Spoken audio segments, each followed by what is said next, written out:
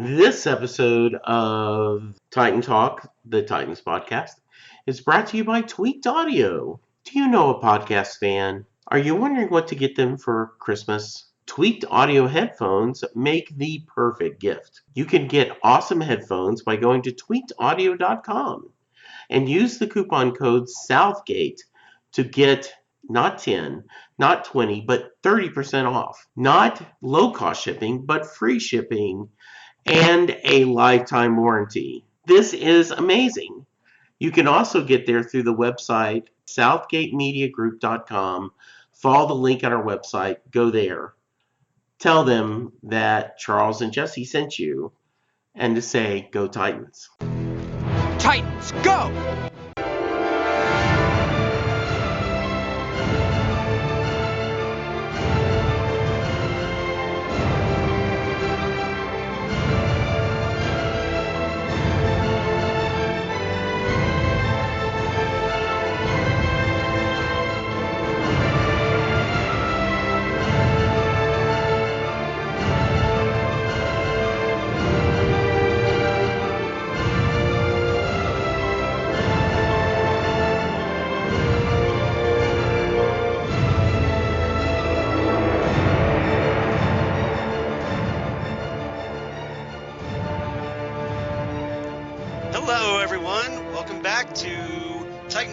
The Titans podcast, your one-stop shopping for all news about the Titans series on DC Universe.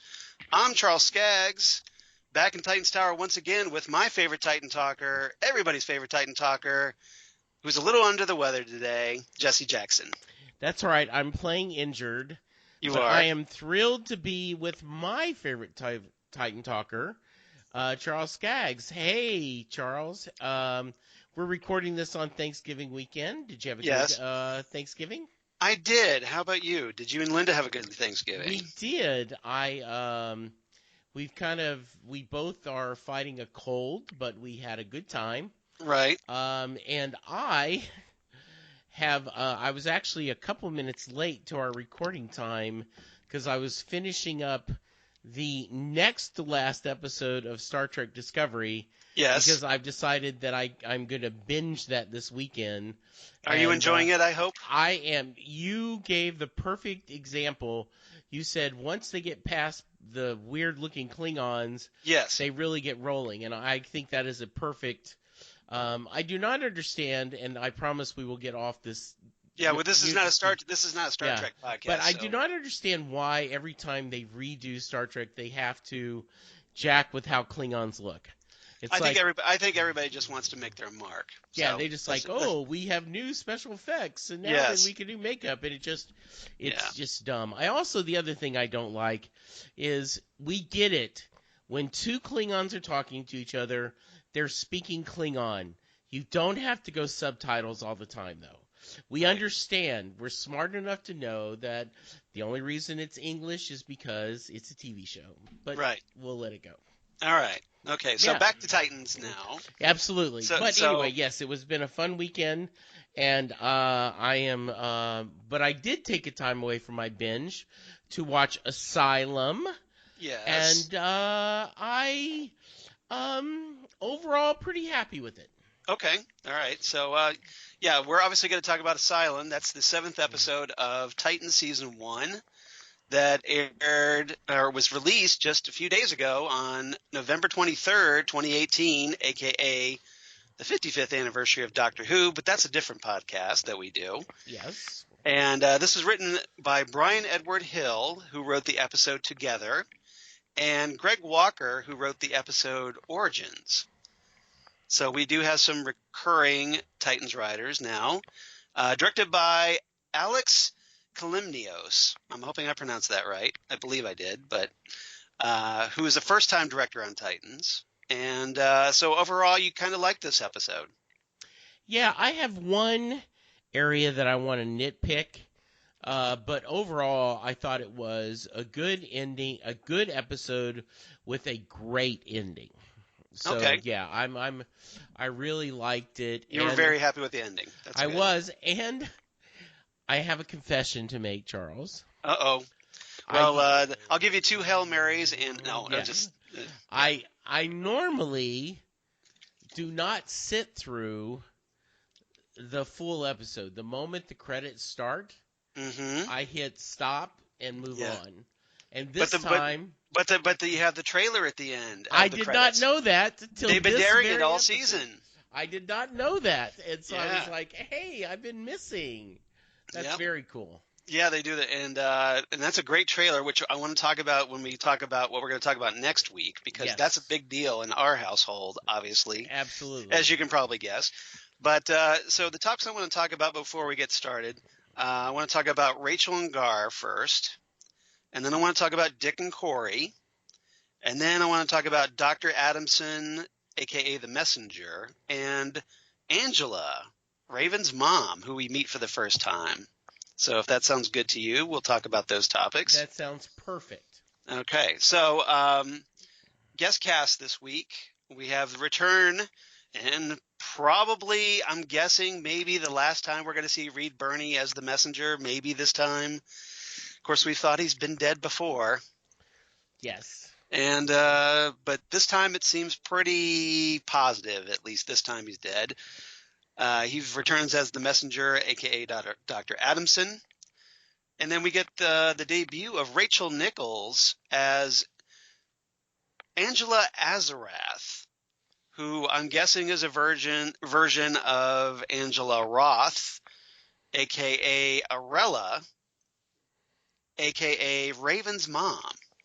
And so this is kind of a big casting, because if you're at all familiar with Rachel Nichols, if you are a fan of the TV show Alias, she played a notable character by the name of Rachel Gibson. And she was also recently in the 2009 Star Trek movie as Gala, Uhura's Green Orion roommate, who kind of lounges around in her underwear rather conveniently. So if you remember her there. Or if you're a fan, as I was, of the sci-fi series Continuum, that she played a character named Kira Cameron, the lead character on that show. So if you're a fan of Continuum, that's probably where you know her from as well. So Jesse, were you familiar with this actress? I did. In fact, I recognized her face and was trying to determine where I remembered her from. She also was recently on The Librarians.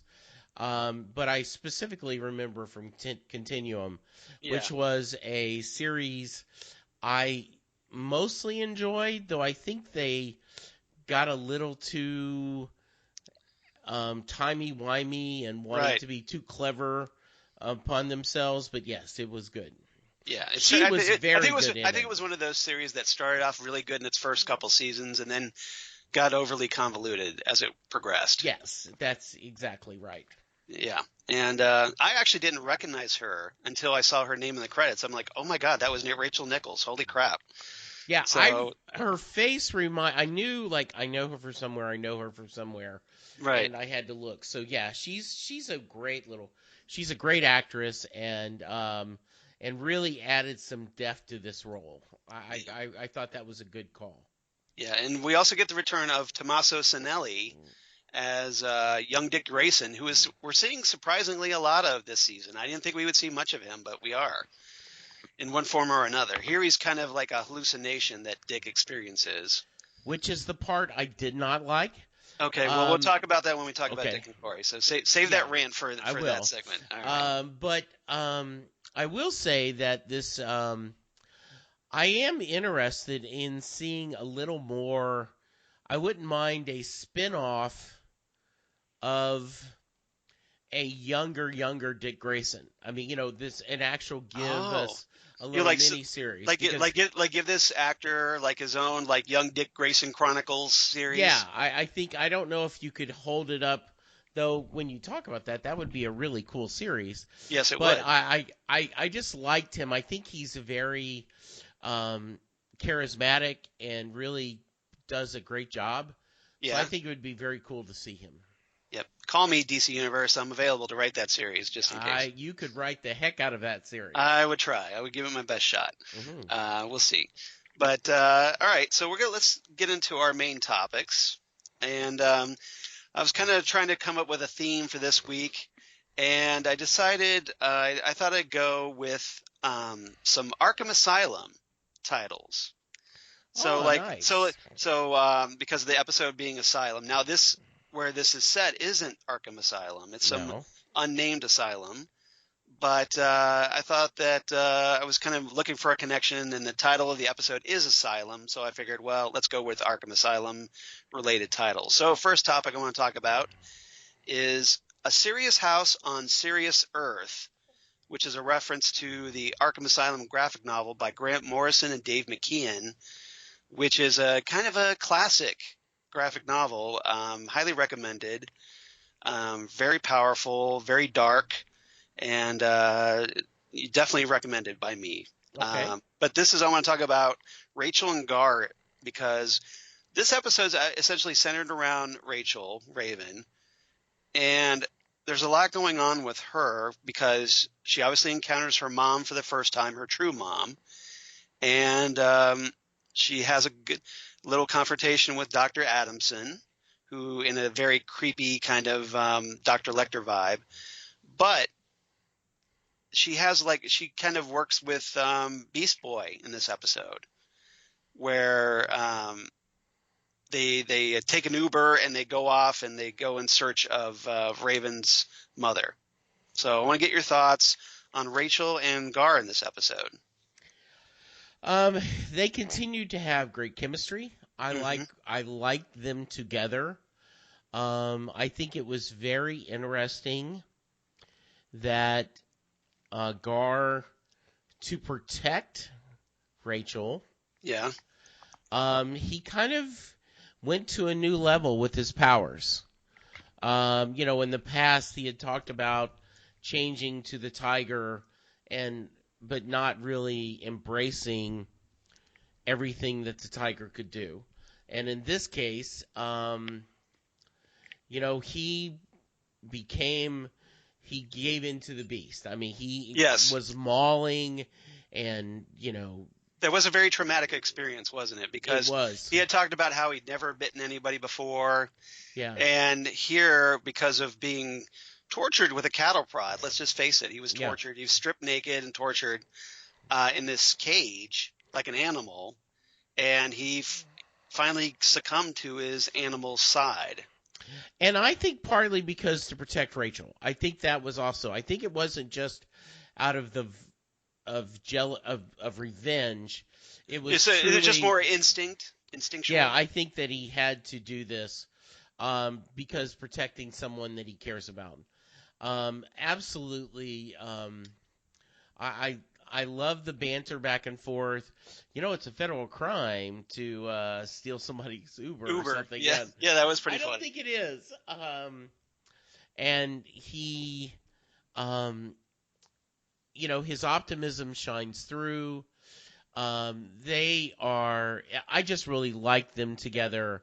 And because they're essentially, the way this show is kind of structured itself, it's Dick and Corey as the older Titans, and Gar and Rachel as the younger Titans. And we've talked about that.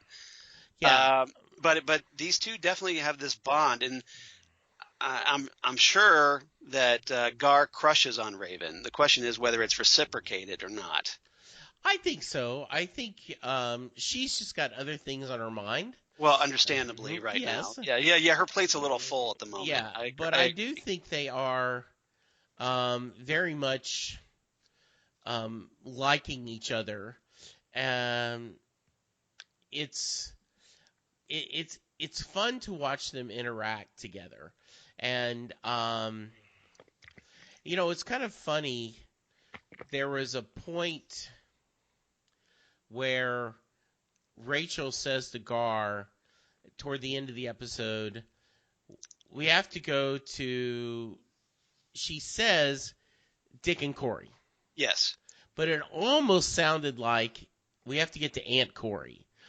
And I knew that wasn't right, so I backed up the episode. I backed up the rewound. I rewound it and heard that. But I went. That felt good because it does feel like, and it's not aunt and uncle, it's big brother and big sister. Yes. Along with them. So there's definitely that kind of familial connection between them. Yes. I think. Yeah, one scene I really liked in particular, um, where there was that scene just after Dick and Corey had kind of told Raven, no, we're not going to do this. It's too dangerous. It's obviously a trap. Yeah. And Gar kind of goes along with Dick and Corey, which makes Rachel feel really hurt and betrayed. So Gar ends up going, she goes off alone, and then he goes and knocks on the glass, which I thought was kind of funny because all these walls are glass that kind of pung, pung, pung. And he goes in and he talks to her and basically says, look, I just told them what they wanted to hear because it's easier that way. People leave you alone if you agree with them. So I thought that was kind of interesting that, he talks about how because of his relationship with Dr. Calder, the chief in the Doom Patrol, that because of his manipulations, he's kind of adopted this mentality like, yeah, whatever, chief, I'll go along with whatever you say, even though privately I'm going to feel differently. And so now he's saying that, look, I'm loyal to you. Like, I just told them a story. What do you think about that scene? I agree with you. That was such a powerful scene because it's a very cynical scene. Right. That it is kind of a cynical viewpoint from Beast Boy. Yeah, but it makes perfect sense. What I'm going to do is I'm not going to waste my time trying to convince you to see things different or to convince you that I'm right. I'm just going to agree with you, and then you'll leave me alone so I can do whatever I want. Right. Very practical, very smart. Yeah. But yeah, so very good. Yeah, and so you can kind of get an idea about this kind of jaded viewpoint, which obviously because of interacting with the chief, who we know is a master manipulator. Yes. And kind of like controlling type personality, that it's obviously kind of skewed Gar's viewpoint on life a little bit, which is a little sad, and hopefully he'll come out of that. But absolutely. Yeah, maybe he will. But I just thought it was really good. And we've talked about Gar with being his animal side taking over. So anything else about these two characters before we move on? I can't think of anything else. Okay, all right. Because some of the stuff we want to save for with Raven, we want to talk about her mother later. So yes, let's move on to topic number 2, and that's I'm going to call Living Hell, which is a reference to an Arkham Asylum miniseries by Arkham Asylum Living Hell by Dan Slott, who's famous for Marvel Comics. Okay. He just came off a very long run of Amazing Spider-Man. Now he's writing Fantastic Four and Tony Stark Iron Man for Marvel. Okay. And also Ryan Sook, the artist on that series, who's a pretty solid artist whose work I enjoy. And I want to talk about Dick and Corey because Dick especially, and Corey really, they're both kind of put through a living hell in this episode. They're both tortured pretty severely. Yes. Dick gets drugged heavily and is forced to confront his younger self, which I'm gathering you have a rant about. And Corey, she's kind of left in isolation in this kind of like well type prison. And left to unleash all her powers until she basically runs out of charge. And then she's brought to an operating table and cut open. So she gets it pretty bad as well in this episode. So I want to get your thoughts on the kind of torture that these two characters experience in this episode. So I found the drugged seeing your younger self. Yes. Just a little, I hate to say cliche, but it did not feel very original. It didn't feel very new, and it actually wasn't done that well. If you're going to go, and this is a mini rant, if you're going to go to something that is so cliche, you've got to do it a little different. And I think they've done a better job of him trying to put aside his past. Yeah. In other ways, and so by having it just to, see his younger self was a little spot on. So I didn't care for that. In fact, that made me shrink my grade by a half a point. Okay. Now I did kind of set up some stuff at the end of the episode. Where, yep.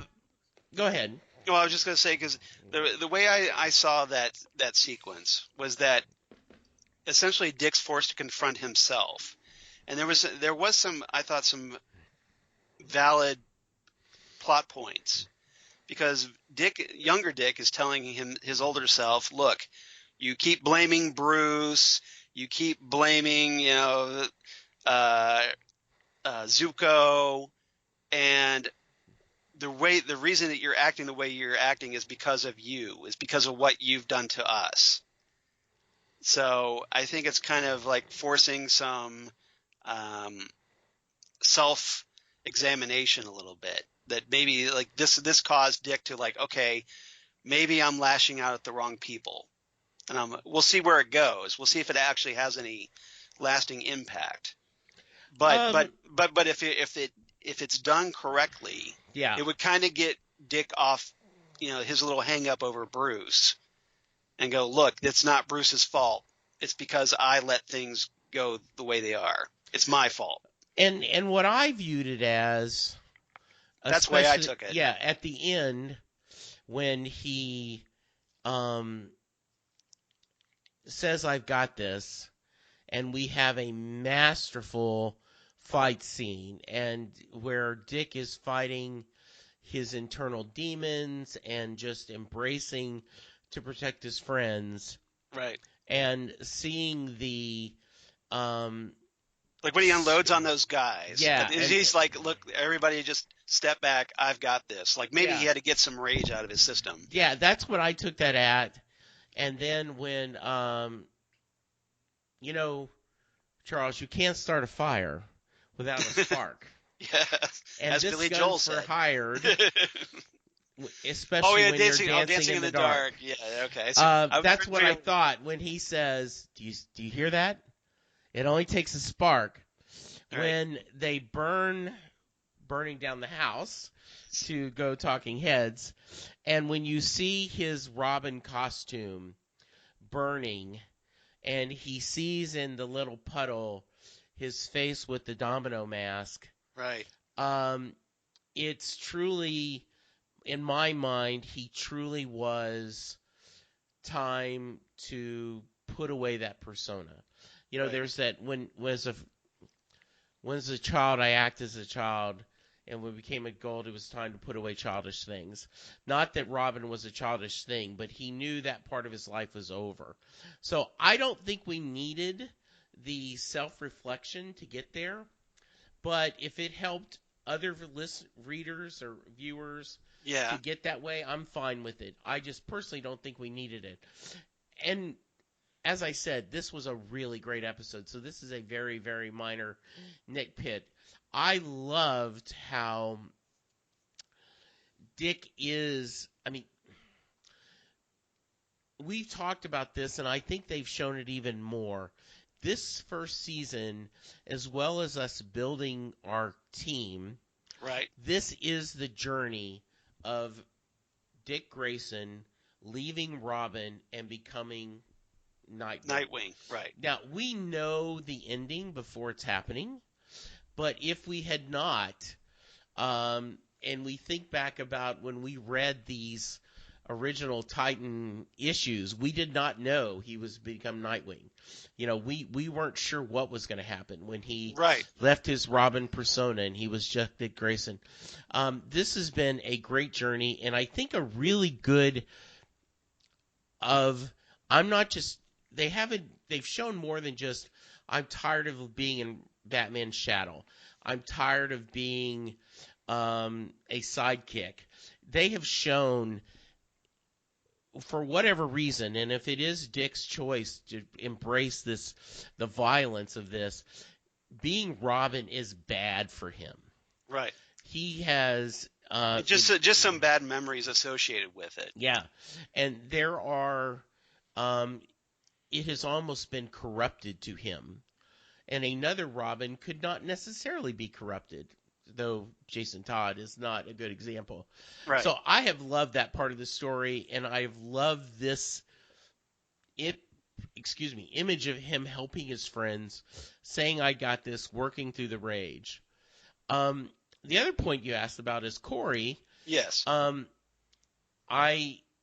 knew what they were doing when they kept making her explode. Yes. Like, they're just wanting to drain her. They're wanting to drain the battery down. I thought that was really well done.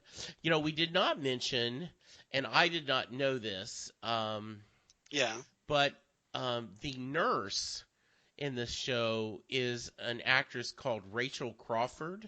Okay. And the scientist. That's yeah. And she was in Continuum 2 as a character named Catherine. I didn't catch that. But you're right. Just IMDb only. She was the Asylum doctor.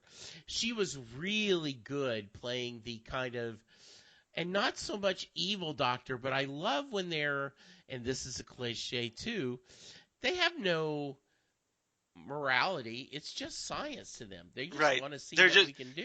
They just don't care. Like, she's very amoral about it. Yes, absolutely. That she just is more interested in the scientific curiosity than the fact that she's carving into a living being. Yeah. So, but it was great. I loved seeing the whole idea that and Dick and Corey have such a great relationship. The four of them, and spoilers, you know, you're going to talk about this, but this is the first time I'd seen the previews, but there was, I think we were a team, and I think it's very clear they are a team. Yes. And the thing is just so well done. Whether Dick Grayson sees it that way or not. Yeah, absolutely. Yeah. So how about you? Well, what did you think? Now, we go back to the when Dick watches his costume burn. Mm-hmm. Now, I talked previously that I thought that the end of the previous episode where Dick tells Corey that no Robins are coming back. Yes. That I thought we had seen the last of the Robin costume. Obviously, I was wrong, because here it is one more time. But presumably, now that it's been burned in the fire, presumably we're finally seeing the last of Dick Grayson as Robin. And that's not really by choice at first, because he's put into his Robin costume. And at least in his mind or whatever. And then here, like you mentioned the puddle, where he sees his reflection, and that causes it, and he kind of like kicks it a little bit to cause the water to shimmer so that the image disappears, like as a metaphor. And then at the end of the episode, which I thought was really good, because he was standing there watching his costume burn, and he's holding his domino mask in his hand. And then Corey tells him, well, hey, we need to go. And he takes one last look at it, and then tosses it in the fire, the domino mask. So he's officially saying goodbye. And so we'll see how he comes out. And the fact that you're using fire as a theme, because fire is that kind of almost like that cleansing, that purifying, and where you're kind of getting rid of the past. And that's what Dick was doing here. He was getting rid of his past, watching it burn, and so that he could come out maybe like a phoenix on the other side as something else. And obviously we know he's going to be Nightwing, but at the moment, he's just right now he's going to be looking for who he wants to become at this point. Absolutely. So hopefully he's going to be leaving a lot of this baggage as a result of these past two episodes behind, and having a much more traditional outlook on life, hopefully. Yes. We'll see where he goes going forward. That's the way I took it. No, I agree. And with Corey, she's getting – her stomach was cut open during that whole operation table scene, and I kind of wondered, like, well, are they putting something in her, or was that just just trying to see how fast she would heal? And I think it was more like how fast she would heal. Yeah, I agree. And then she had that tube down her throat, which brought back some unpleasant memories for me because of I bet. having when I was with my colon erupting and going all explode. I had one of those big long tubes down my throat, and it's not very pleasant, needless to say. Yeah. But it was just brought back some squeamish memories. Just like, I totally feel for her there. And honestly, she was feeling the need for some payback as well. So when Dick and Corey kind of looked at each other, and she's just like, okay, we need to, like, this needs to end. Yeah. And they kind of have this mutual agreement looking at one another, and she sets the place afire. Now, hopefully everybody got out, because otherwise Corey's a mass murderer. But at this point, I don't think they cared. No, I do not think she does care. And I can't. That's one thing that isn't really addressed about whether yes. everybody got out. Yeah. So, yeah, just I hate to think that as angry as she was, that letting all those people die, but oh well. Now, one thing I thought was interesting when Dick was giving that serious beat down on those guards, if you notice, he wasn't as, I don't want to say sadistic, but just over the top with gratuitous violence like he was before. Yeah. I mean, he was, he's fought forcefully, but it wasn't just like, okay, I'm not going to carve these guys up just to carve these guys up. I'm just going to unload and take them out and get this rage out, but I'm not going to go any farther than that. And then hopefully this is a good indicator that, yeah, he's stepping back from that excessive violence that we've criticized up till now. Yeah, it was violent. Right. And or the showrunners perhaps are taking a step back, hopefully. Yeah, absolutely. We'll see. All right. Anything else about these two characters before we move on? Nope. I was, like I said, very liked it a lot, and kind of, looking forward to seeing where we go next. I was really disappointed that this episode had ended. Right. Now, obviously, we've got some episodes to go before the season finale. Yes. So we'll see how Dick Grayson, how he does without his Robin identity going forward. Yes. All right. Third topic I want to talk about is The Man Who Laughs, which is a graphic novel by Ed Brubaker, who's notable for things like Fatale or Criminal, and also wrote a great run on Gotham Central and some issues of Batman comics and whatnot. Great crime writer. And he was paired with artist Doug Mankey in this graphic novel, which kind of centers around the Joker, but also deals a lot with Arkham Asylum. So that's why I mentioned that. Okay. So this is referring mostly to Dr. Adamson. And so I want to talk about him, but I also want to talk about Angela, Raven's mother, in this topic. So Dr. Adamson, as we start off the episode, he is still kind of kept in this shower stall. And yes, he's kind of like because it's a shower stall, it's a glass shower stall, so it's kind of like has that kind of glass cage look to it. And he's not wanting to talk to anybody but Rachel. And so there's this kind of debate, and Rachel ends up talking to him. So I want to get your thoughts on Dr. Adamson and ultimately how he pushes Rachel a little too far, as it turns out in this episode, and the secrets that he reveals that leads Rachel to her mother at long last. What do you think about that? So I was very unhappy that Dick had her talk to him. I just didn't want that to happen. I just he started off being resistant to it. Yes, but they talked him into it. So, and I understand why. I just was really worried about that. I don't get why he had to talk to her alone. Why couldn't they just go exactly. in with her? And why give him that power? Yeah.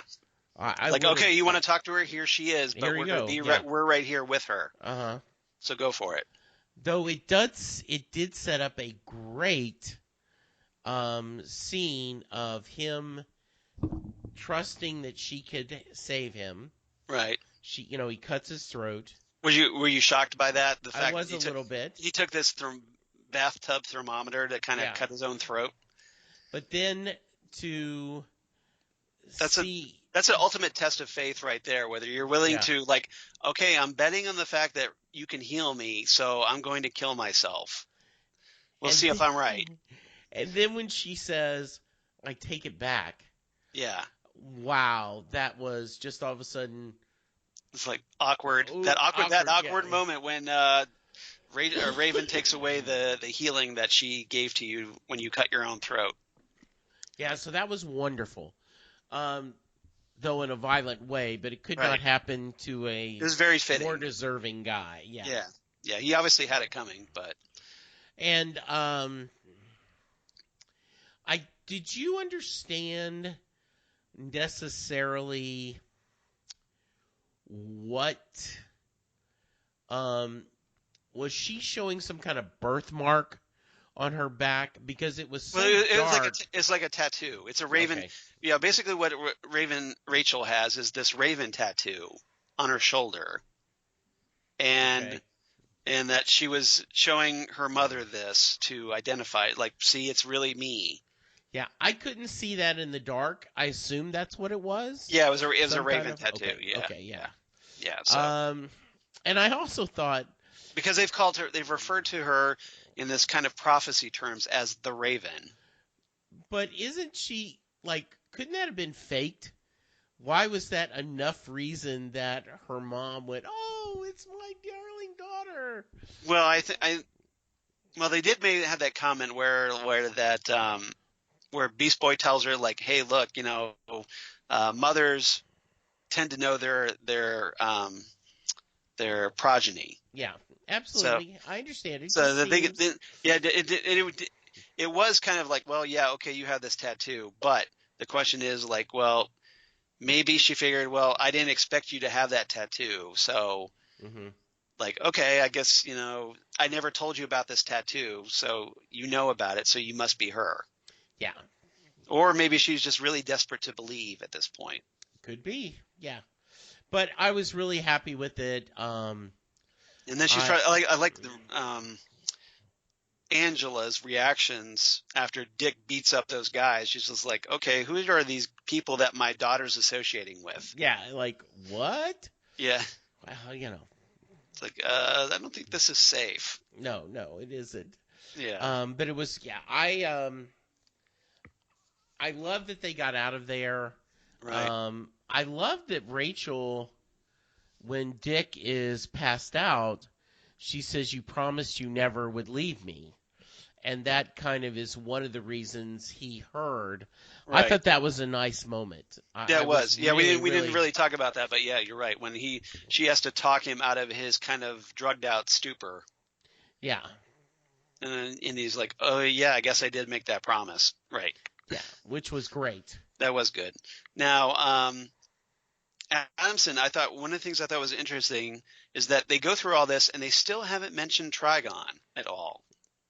No. They've gone out of their way to keep that secret. Although it's not really much of a secret if you read the comics or know anything. Right. Or watch the animated series that you know that Trigon is Raven's father. Mm-hmm. So, but they're going out of their way to kind of keep that secret from the Titans, I think, which is interesting. That the characters still don't know much if at all about Raven's father. So the question is, what's going to happen now? It is going to be. It's going to have to. Presumably, that mystery is going to be carried through Angela, as we find out more about her, and that presumably will lead us to the ultimate confrontation with Trigon. I'm guessing. Mm-hmm. I'm curious why she's using the last name Azarath. Yes. Because now as Jesse and I know from Titans comics, Azarath is this kind of other dimensional world where the kind of students of this religious figure Azar, this kind of religious order that battle against Trigon's evil, and that's where they reside. So I'm kind of curious of if we're gonna do you think maybe we'll see Azarath, or do you think they'll go that far, or do you think it's going to be more on an earthly plane? Yeah, I think that was an earthly plane, and that was just kind of internal shout out to those of us like a little in joke. Yeah, exactly. A little bit of Easter egg, so to speak. Right. Yeah. All right. So what do you think? What do you think will happen with Angela and Rachel's relationship moving forward? Do you think Angela will end up spilling the beans, or do you think that there'll be other dark forces going after them? I keep thinking, I'm not sure what they're going to do. How supernatural are they going to make Trigon? Mm-hmm. I know we don't know, because obviously with budget constraints and whatnot, we don't know how we know how far we want them to take this, but the question is, how far are they going to go forward? Yeah, and I'm okay. Maybe we'll see something like a compromise. Like we'll go a little bit, but we won't go too far. Yeah. And we'll see how it goes. But I'm just kind of curious I don't expect a full, as much as I would love it. You probably have to do this in a big budget motion picture to get the full Trigon saga that we want. Yeah.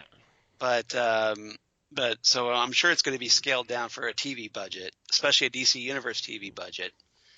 Yeah, and I think but we'll see where it goes going forward. Yeah, I think so.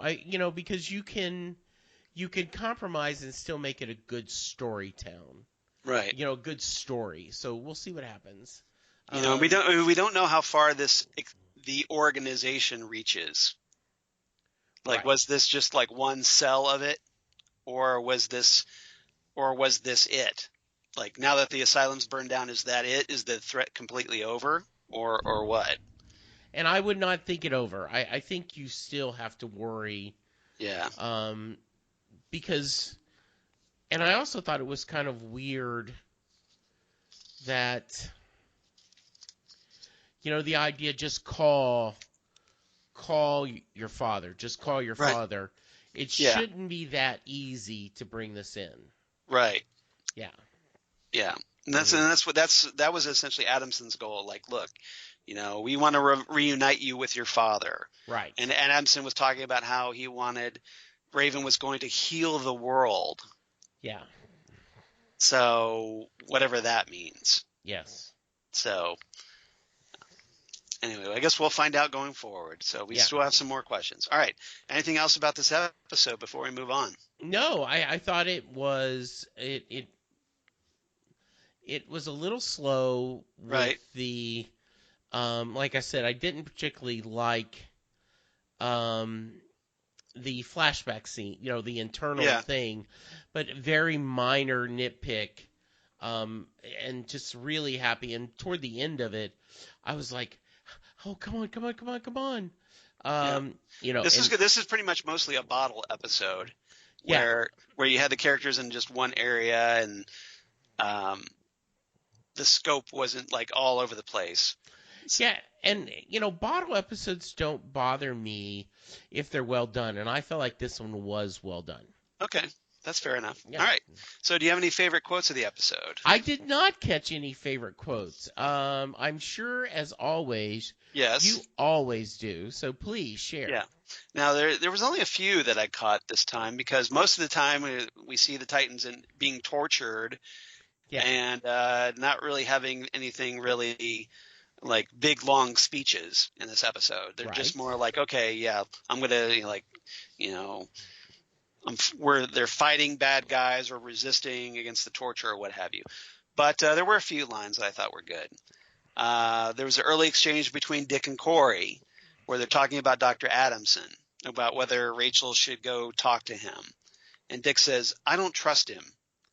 And Corey replies, "What's not to trust? The man's tied up. One word from Rachel and I'll walk in and put my foot through his face." So that was good. The exchange that we talked about earlier between Gar and Rachel, where he says, "If I had even the slightest chance of getting my mom back, there's nothing I wouldn't do." And Rachel replies, "But you said," and Gar replies, "Yeah, I lied. I just said what they wanted to hear. You get pretty good at that when you live with Dr. Calder. If you agree with people, they tend to leave you alone."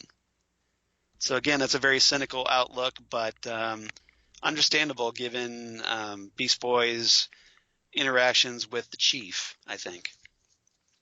And he is. I got to give a shout out to Ryan Potter. Yeah, all the actors on this show. They are really bringing it. We've talked about Tegan Croft a lot. I think she's amazing at Rachel. Anna Dopp is having to fight through the worst costume ever. Right. But she continues to just amaze me. I love her as Corey. Yeah. And as a side note, Lori is really annoyed with Corey's big shiny pants that just billow everywhere. She's very annoyed with this. She's just like, why does she get such ridiculous clothes? Yeah, it doesn't make any sense. And so it's like, tone it down a little. And I think it's like, unless you're getting a superhero costume, tone it down a little. Yeah, and I think if you I think the frizzied colored hair is enough that would give you enough of a look. Yeah. And Ryan Potter has just been wonderful as Gar Logan. I mean, he is playing a much younger self. Right. Then he comes across much younger than he is in real life. Right. Just the four of them have just solid. Yeah, I mean, it's interesting. The way he's being written, Ryan Potter, since you brought it up, is that he has this, he has to play this kind of, I'm just the eager goofball kid, but there's this serious side to him that tends to come out more when he's around Raven. It's like Raven's the only one he really shows his true self around. Yeah. Which I think is interesting. All right. I had one more last quote. It's between Rachel and Gar again, where they're talking in the car and when they get riding in the Uber. And Rachel says, "I wonder if she'll even recognize me." And Gar's like, "Mothers always do. It's like with animals. Mother wolves always know their offspring by their scent." And Rachel kind of looks at him a little cockeyed. And she goes, "Are you saying I smell?" And Gar gestures, just a little bit, Yeah. Which I thought was pretty cute. That was a cute scene. Yeah. So, I really like the interaction between those two characters. It's a lot of fun. Yeah, I agree. All right. So what's your rating for this episode? I'm going to give it 8.5 burning robin costumes. Ooh. Very nice. Very nice. I was actually a little lower than you on this one. I thought this one was okay. It definitely advanced some story points, but I just thought it was a little too self-contained, this episode. So I give it 8. I was going to give it 8 flambéed robin suits, but you took mine, so that's all right. I'll give it 8 broken tub thermometers. Nice. Very nice. So go ahead. Yeah, no, I just was going to say, I loved how it set it up. I loved I think this is a turning point in young Dick Grayson's journey to his new self. So yeah, I liked it a lot. I was really, I was pumped at the end of the episode. So just very, very excited about. I think there's a reason. I think there's reason to be hopeful here. Yes, absolutely. About where Dick's character is going to go and where the team is going to go, I think, at the end of this episode. I agree. So we'll see. So I don't have any Titans Tower news. Okay. But we do have a email, once again, from DJ Nick in Italy. So DJ Nick from Milan, Italy, writes in. He goes, he's writing about the Jason Todd episode we talked about last time. So he says, "Hey guys, yet another stellar episode. It looks like the quality of this show just won't quit, fingers crossed. I'm also wondering whether we will see Mr. Todd again and whether he will meet his fated end and rebirth as Red Hood." Ooh. Oh, okay. Yeah, because I talked about that maybe Jason would get killed in a death in the family, like in that storyline, and then replaced with Tim Drake. But later on, obviously Jason becomes the Red Hood after he's brought back to life. In the comics, I found the ultra-violence displayed by Jason to be very much true to why comic fans so hated him. And I'm hoping that this style of series will act as a benchmark for future DC series. Cannot wait to see where all this will go and what the seasonal climax will be. And then DJ Nick adds, "Look forward to joining you guys to share thoughts and comments once episode 12 is in the can. Happy Thanksgiving to you and yours. Ciao, my people. DJ Nick." So ciao right back to you, Nick. Thank you, Nick. And always looking forward to that, and definitely looking forward to when we kind of do our season 1 wrap up. Hopefully chatting with you. That should be fun. I think it should be a lot of fun. Because you sound like a very enthusiastic listener. And I love it. And definitely looking forward to that. Jesse, if you want to, how about if anybody wants to write in like DJ Nick?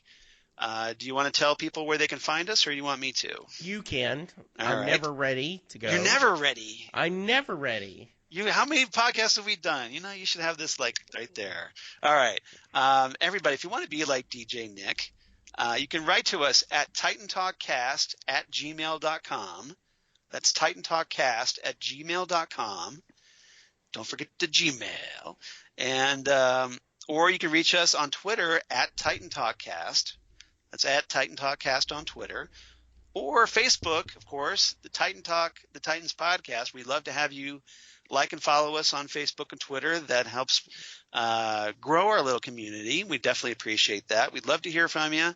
Let us know what you think of the show, what we should be doing, stuff you'd like for us to talk in the off season. That would be great. And other than that, Jesse, where can they find you on the interwebs? Well, I can be reached at Jesse Jackson DFW on Twitter. Right. I am on Facebook at Jesse Jackson in Louisville, Texas. Right. You can hear me talk about Doctor Who with a certain Titan talker. Yes. Charles Skaggs, and the lovely and talented Karen Lindsay on Next Stop Everywhere, the Doctor Who podcast. And fingers crossed we have everybody in for tomorrow's recording. Fingers crossed. I am hoping. Yeah, hopefully you'll be feeling better. Job. Yes. Yeah. And work will not be crazy. Yeah. And you can hear me talk about music, and specifically Bruce Springsteen on Set Lusting Bruce. And Charles, where can they hear and read more of your fine work? Well, everybody, if you'd like to follow me on Facebook and Twitter, you can reach me on the Twitter machine at Charles Skaggs and also at Charles Skaggs on Instagram. So at Charles Skaggs on Twitter, at Charles Skaggs on Instagram, or Facebook, of course, Charles Skaggs in Hilliard, Ohio. Would definitely appreciate that. Or you can reach me really, on my blog of Geeky Things. Damn good coffee. And hot. Damn good coffee and hot, where I talk about all the things we talk about here on Titan Talk. Titans, all the other DC Universe shows, and news of my other podcasts they do for Southgate Media, including the aforementioned Next Stop Everywhere, the Doctor Who podcast, which I hear is a really great podcast. It is great. And with no small self-promotion there. Also, the Phantom Zone podcast they do with friend of the show, Karen Lindsay. and hopefully we'll get that back on track. And then Ghostwood, the Twin Peaks podcast that I do with Zan Sprouse, wife of comic book artist Chris Sprouse, where we talk about all things Twin Peaks, David Lynch, etc. So obviously I have a lot of diverse interests, many of which are on Damn Good Coffee, including all kinds of comic book, sci-fi news. So if you want to check that out, I definitely appreciate it and hope you enjoy it. If not anything else, it's helps keep track of all the podcasts they do. And you can find all the links for Jesse and my shows that we do together. So check that out if you would. Other than that, if you want to go to Apple iTunes, I forgot to mention this. If you want to go to Apple iTunes or Apple Podcasts and rate and review Titan Talk, the Titans podcast, we would definitely appreciate that because that helps people find us as well. Yes, we need some reviews. Yep. We would really appreciate that. Yep, definitely. And just let us know what you think. Hopefully you're enjoying it. And we're doing our best to try to make the show as better with every episode as we can. Yes. All right. So what's happening next week when we sit down to talk? Yes, next time on Titan Talk, we're going to talk about a little episode called Donna Troy. At last. Yes. You know, I'll do a little dramatic sting here. So, all right. So yeah, we're going to talk about Donna Troy. I'm very excited about this. This will be Titans episode 8 of season 1.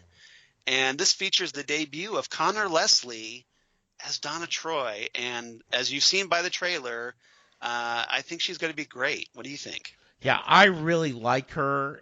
She had a small part in a Wheels Off TV series called Graves. I'm not familiar with that. Yeah, it was a Cinemax series with the Nick Nolte playing a former president who decided, kind of a Reaganish character that decided all the things he did as a conservative he now didn't like. Right. Was she good on that?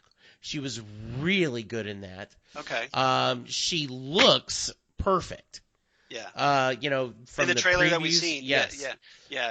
She has the long Donna hair, and she's got this kind of black sweater thing going on, and I really like that. Now, the synopsis that we're given for this episode is simply, as the Titans go their separate ways, Dick turns to an old friend, Donna Troy, for answers. And definitely looking forward to this. We've seen some pictures of Donna doing some photography and some stills shots.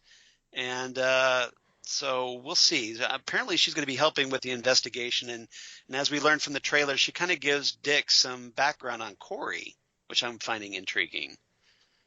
Yeah, it was. And the preview showed a little bit of acrobatics. It looks like Donna definitely already has her powers because she leapt over a truck or something in an alleyway, and Dick is just amazed. And I'm looking forward to this. So she'll call him Absolutely.